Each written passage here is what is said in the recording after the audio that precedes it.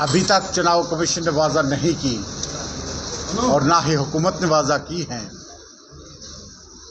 सबसे बड़ी बात यह है कि 1991 में गुजर बकरवाल और गद्दी सिप्पीज़ को शेड्यूल ट्राइब का दर्जा दिया गया और 2011 में सेंसस होती है।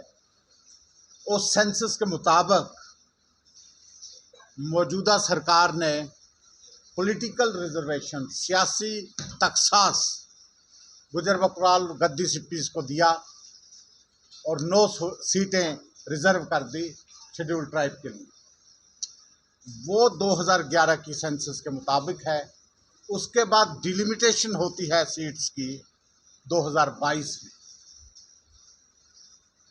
अब वो 9 सीटें जो हैं वो गुजर बकरवाल के लिए हैं, क्योंकि उन्हीं कंस्टिट्यूंसीज में वो सीटें रिजर्व हैं, जिनमें मैं बताऊं कि राजौरी में 3 सीटें हैं, पुंछ में 2 सीटें हैं और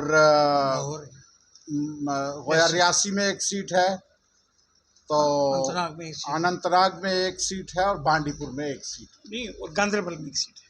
गांधरबल में भी 1 सीट है, कंगनबल एक द्रास की। तो ये 9 सीटें हैं, 9 सीटें रिजर्व हैं गुजर बकरवाल के लिए।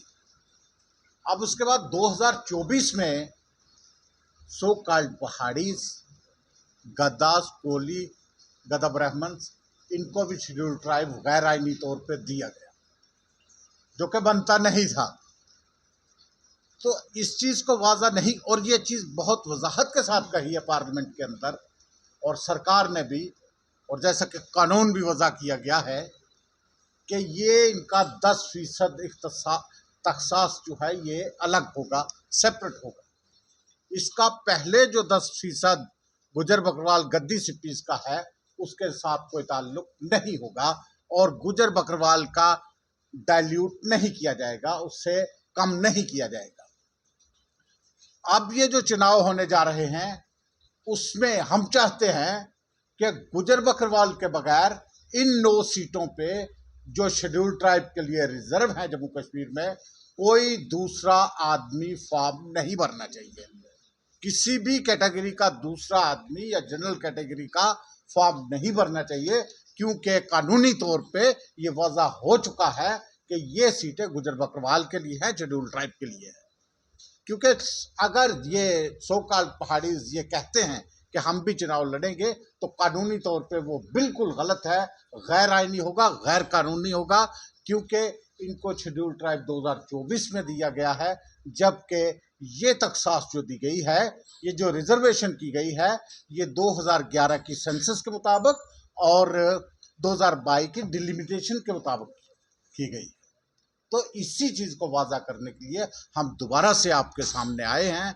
मुझे उम्मीद है कि सरकार इस कन्फ्यूजन को ख़त्म करेगी। उससे पहले और ये बता दें कि हम चुनाव कमीशन से यहाँ मिलना चाहते थे, लेकिन चुनाव कमीशन का वक्त नहीं मिल सका।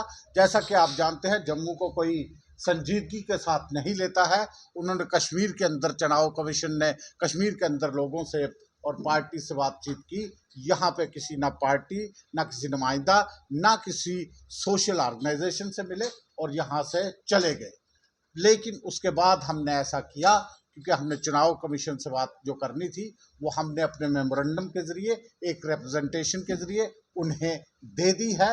होम मिनिस्टर साहब को भी उसकी कॉपी कर दी है और SC/ST मिनिस्ट्रीज को भी उसकी कॉपी कर दी है, रजिस्ट्रार जनरल ऑफ इंडिया को भी उसकी कॉपी कर दी है, LG साहब को भी कर दी है और यहाँ के जो चीफ इलेक्टोरल ऑफिसर हैं उनको भी उसकी कॉपी दे दी है और तमाम तर डिस्ट्रिक्ट्स के जो इलेक्शन ऑफिसर्स होंगे उनको भी ये कापियाँ भेज दी गई हैं। लिहाजा सरकार को ये वाज़ा कर देते हैं हम कि अगर किसी किस्म का चुनाव के वक्त कन्फ्यूजन पैदा करने की कोशिश की तो उसकी पूरी जिम्मेवारी सरकार के ऊपर होगी। मेरे साथ इश्तियाक भट्टी साहब